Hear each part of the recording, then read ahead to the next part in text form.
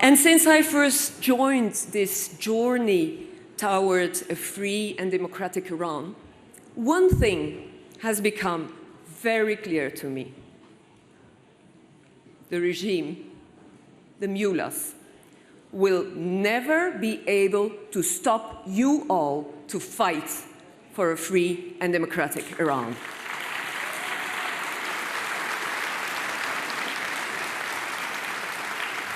Every time I think of you, I'm so impressed of your strength, of your commitment. And when I look at your courage and determination, and this unreserved commitment of the members of your movement, I do believe in the future, don't you? Will we see each other in a free and democratic Iran? Will we be there together? Yes, we will. Because for more than 4 decades, women in Iran have faced the regime built on discrimination and oppression. And it is enough. The law of Islamic fundamentalist regime suppresses gender, we all know that, suppresses equality, for example, by preventing women to have a high political level mandate. They undermine your voice. And this is what we just heard. We have a voice. We have to speak up, and we have to use our voice. And you can all use your voice. You have this right. But you have to change this law. Compulsory veiling restricts the freedom of dress of women. Iranian women, and I know it's our party, it's the day of the women's rights. But the Iranian women are so brave that they have been on the forefront of this resistant movement, sacrificing their lives, enduring unimaginable hardship in pursuit for a democratic future, which is just a right for every human person in the world. Many members of the PMO resistance units inside Iran, who played, of course, this major role in the resistance and in the protests, are young women. And if we listen to their slogans, we know that they reflect their conviction and their determination to establish this democratic, secular republic. And it also rejects their rejection from all forms of oppression, whether it is by the Shah or by the mullahs.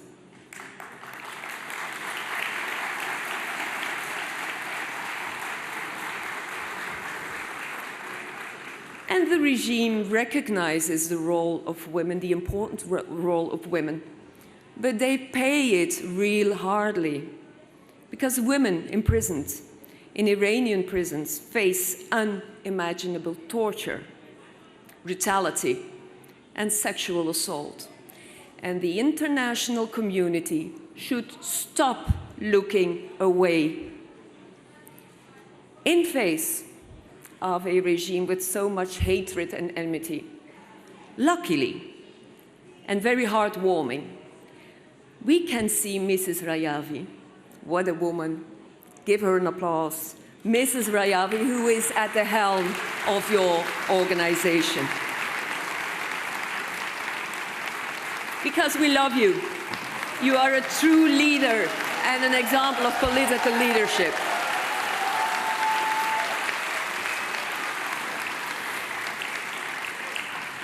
And these women here, but also in Iran, who take up a kind of leadership, whichever the part it is, for every woman who uses her voice to work for this free and democratic Iran. It is also very interesting, Mariam, that you, as a Muslim woman, you are one of the main voices against compulsory veiling. And this is in your 10-point plan, which is internationally recognized. And then her leadership, as said so, inspires women, but also all the men here together with us. We will have to do it together. We work together, And if we go through a way to a free Iran, it will be you, me, and everyone together.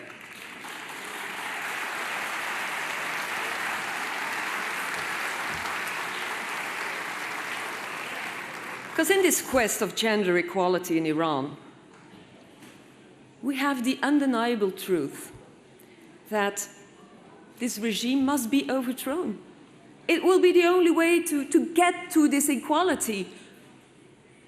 Away with them. Iranian women do understand that the demand of equality, of gender equality, will not be met as long as the mullahs are there in power. And therefore, this ruling theocracy must be overthrown. Finally, we're a lot of people here.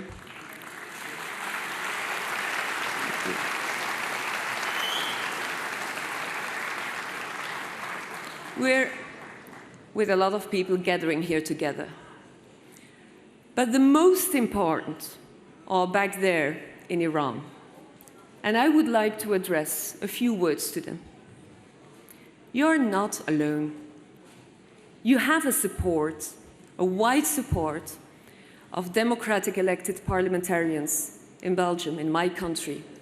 You have a wide support of people from the Benelux, we're here together, from the West. And this support and this solidarity are so important to get through your goal, a free, democratic Iran, where you can be whoever you want, where you can have the voice whoever you want, freedom of Iran for democracy for you all.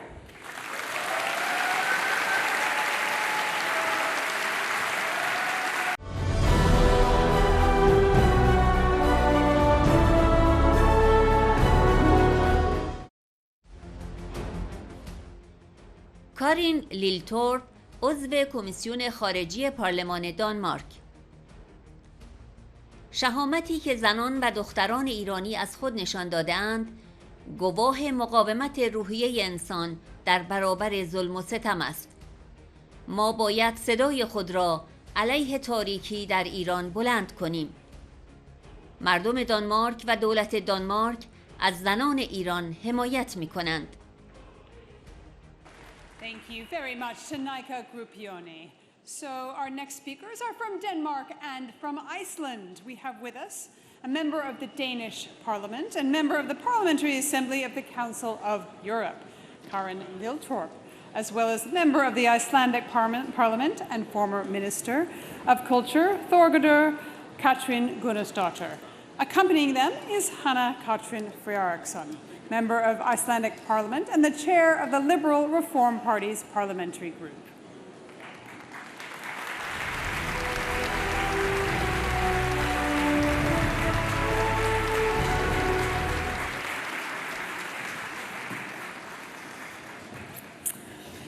Hello, everybody. Today marks nearly 1.5 years since the tragic death of Masha Amini. She died in custody after being arrested by the so-called morality police, simply for not complying with the regime's discriminatory laws. She did not commit any crime, and still she was punished to death.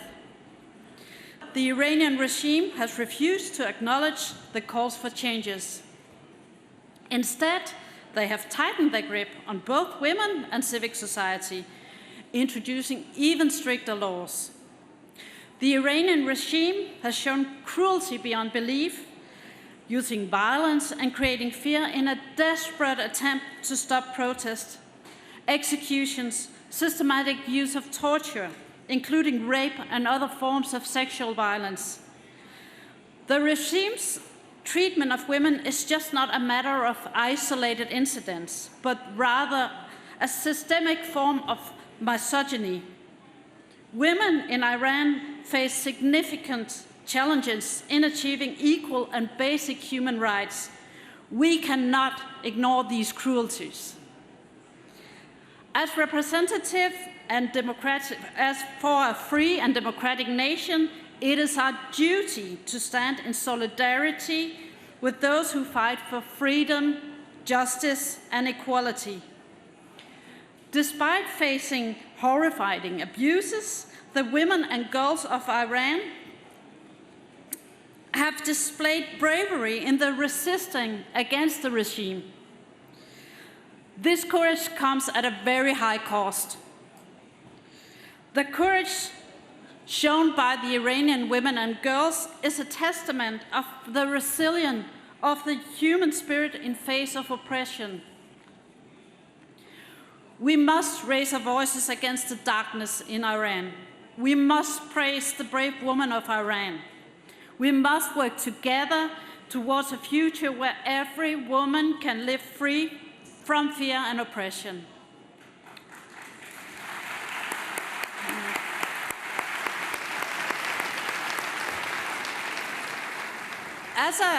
As a woman myself, and as a mother of a 15-year-old daughter, stories like Masha's and the stories of women in Iran resonate deeply in me. I know that I'm so lucky to have lived in a free country with equal gender rights. My daughter will not have to risk her life trying to obtain basic human rights.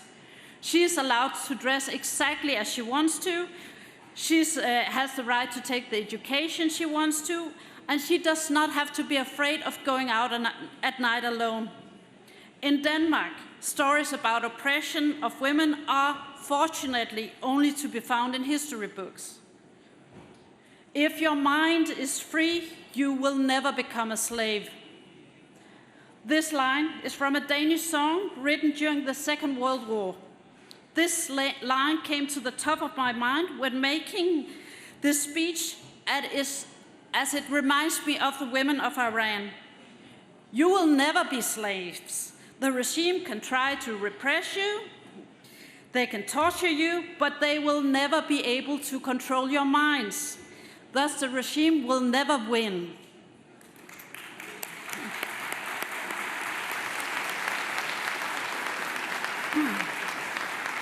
Let this meeting serve as a platform for us to condemn the actions employed by the regime and demand accountability for the actions.